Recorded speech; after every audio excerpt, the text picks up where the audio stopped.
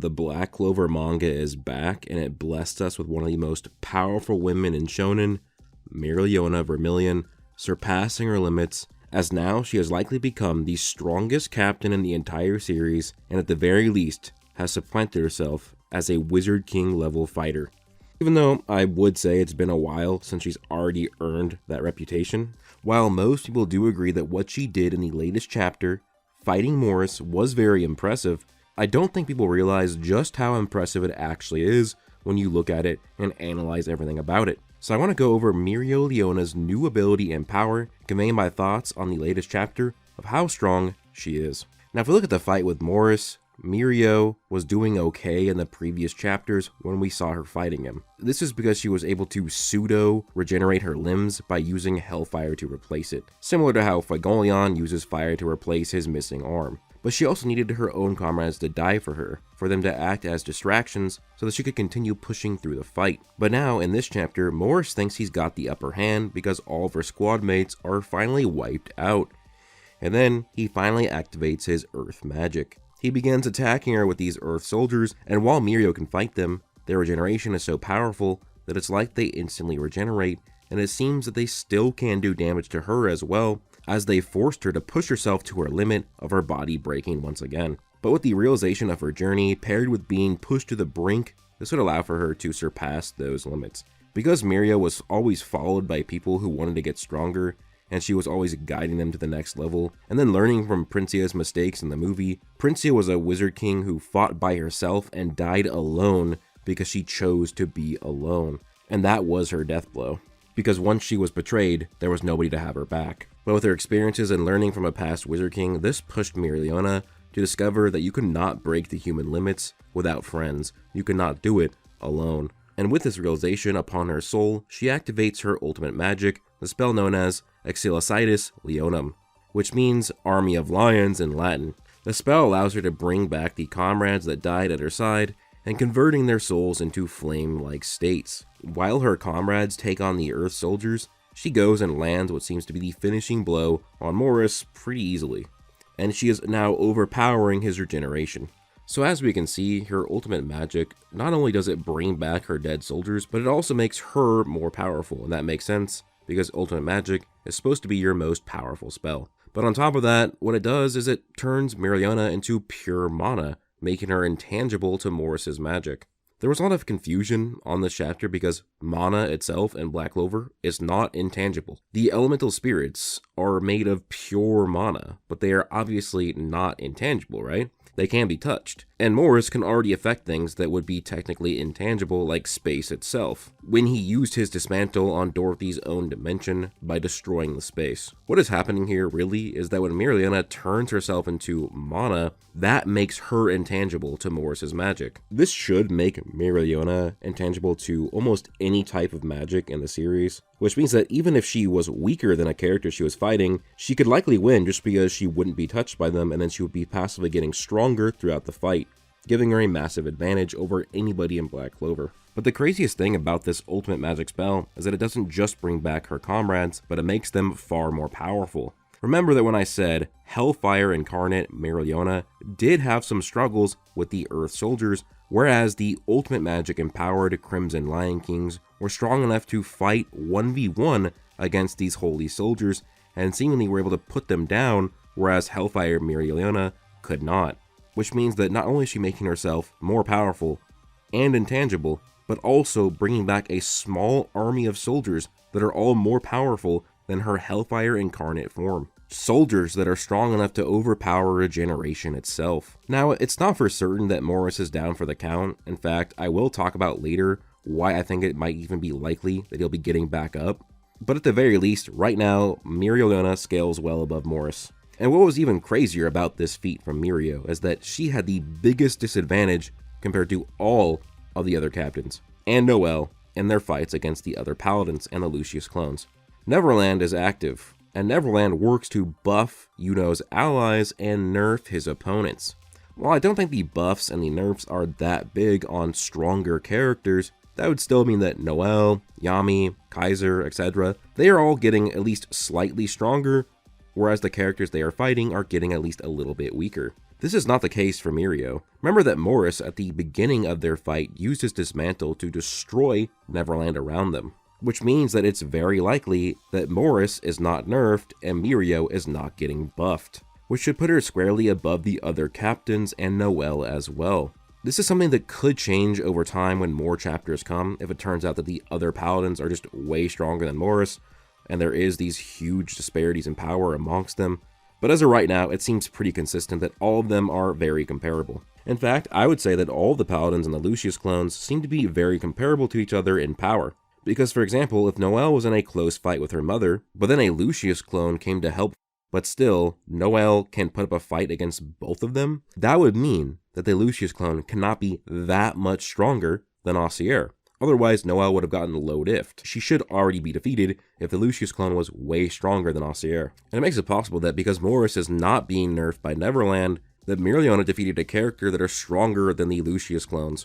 Pretty much every captain besides Mereo, Yuno, and Yami are struggling very heavily in their fights. And actually, Yami is now struggling because he lost. Now don't get me wrong, people are overlooking Yami, and he's actually performing decently. He wasn't even trying in that fight until after the fight with Morgan started. Because when we first see a few moments after their first confrontation, and Yami's already taken multiple wounds, Yami has yet to activate Black Moon.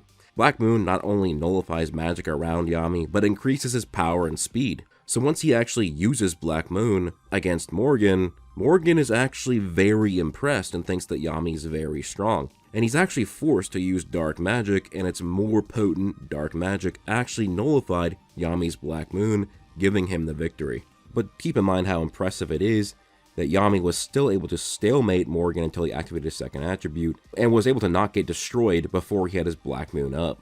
But still, that would have Mereo above Yami, because she likely not only scales above him for beating a Morris that wasn't nerfed, so she beat a full power paladin, but also probably none of Yami's attacks would work on Mereo, because Dimension Slash cuts through space, and even though Morris can dismantle space, he could not touch Mereo. And also, she'd have an entire army of characters that would probably be all relative to Yami. So as of right now, there's just no way that I can put Yami above Mereo. She's stronger than him. Now the next possible candidate that could be stronger than her is Yuno. This one is probably pretty close. Remember that, yes, he did beat a Lucius clone, and that is impressive, but again, the Lucius clones are comparable to the paladins in power. And Neverland probably isn't able to nerf Mereo because she would be intangible. So Yuno would have to face an army of characters that scale relative to the paladins and relative to the Lucius clones, and then Mereo, who scales at least to a Lucius clone, if not stronger. If he's already struggling against just 2 Lucius clones, then I think that Mereo would be able to overpower him, especially if she cannot be touched nor nerfed. Obviously, I think that Yuno is going to get more powerful, and in fact, you could probably give him a speed advantage right now, because in the last chapter, he speed blitzed a Lucius clone. But still, even if Yuno was way faster, he couldn't touch her, and because she still has Hellfire, she's probably getting faster and stronger as the fight goes on. She's clearly beyond Wizard King level, no matter what way we look at it, whether that's for stalemating Princia way back in the movie, who was one of the strongest Wizard Kings in history, and now she is way more powerful. We can also look at this statement by Tabata himself, the creator of Black Clover, where he said that Noelle's potential is that of Julius or Aussier, which compares both Julius and Aussier as being Wizard King level. But Lucius says that this is the strongest Noelle of any timeline when she gets her Leviathan form, which would mean that she would have to be superior to Julius and Aussier, which makes sense if she is, fighting decently well against Aussier, who's a paladin now. If the paladins all scale above Julius, a Wizard King, and Mereo just whooped a paladin, I mean, she's pretty clearly Wizard King level. I don't know why people are still trying to argue she's not. And I mean, can we really say that this is crazy? This makes perfect sense. The chapter also revealed that Mereo, as a 14-year-old child with no grimoire, was destroying average magic knights while they trained against her. Remember that the average magic knight would mean that it would have to be an established magic knight, because rookies are not the norm. They are not the average. And she was beating them so bad that they were losing motivation as magic knights. In fact, they thought Mereo was so strong that she got stronger just by existing. So it makes sense that with her finally getting a grimoire and then years of experience and training, she would get to Wizard King level. A lot of people are calling her ultimate magic an ass pull. I just think people forgot a lot of the foreshadowing because Black Clover is on a delayed schedule now. I actually predicted years ago that Hellfire Incarnate was something similar to ultimate magic, which makes sense why this would allow her to actually learn real ultimate magic. This is because back then she was getting close to mana, which is how the Dryad explained ultimate magic is achieved. The Dryad also explained that high levels of nature's mana would allow the Heart Squad to learn ultimate magic, and Mereo does just that with her nature's mana control with mana zones. And as for the ability to bring people back from the dead, this is something that was foreshadowed through the naming conventions of her spells. A lot of her spells have to do with the afterlife. She has Hellfire Incarnate, Flame Burial, and she has her spell called Purgatory. So Tabata was showing us that her theme had to do something with the afterlife, and then he sprung that in this chapter. Furthermore, ultimate magic was told to us to be an ability to have to do with manipulating the soul. This was an important aspect of the ability. So for her to actually use her soul manipulation to keep the souls of her dead comrades around is something that does make sense. It's also been told to us that ultimate magic creates a spell that reflects upon your soul, or rather think of as your ultimate magic is a reflection of your soul. This is why Lick's ultimate magic borrowed the power of all the other elves, because as their leader, he was the symbolization of the consolidation of power. This is why Luck's ultimate magic is called Ultimate Battle Fiend, because Luck is a battle fiend. It has been shown throughout the majority of the series that Mereo has an obsession of bringing people to train with her to get them stronger, so it makes perfect sense that her ultimate magic would give her this capability on a spiritual level.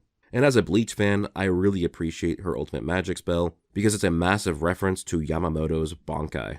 Some people are worried for what's next for Mereo. They think she's going to die very soon, but I don't think it's going to be because of Morris. Her becoming mana as her ultimate magic spell should be something that does not kill her. That just wouldn't make sense. And sure, she has lost limbs and she has been growing them back with fire, but that's her limbs. It's only happened to her arms.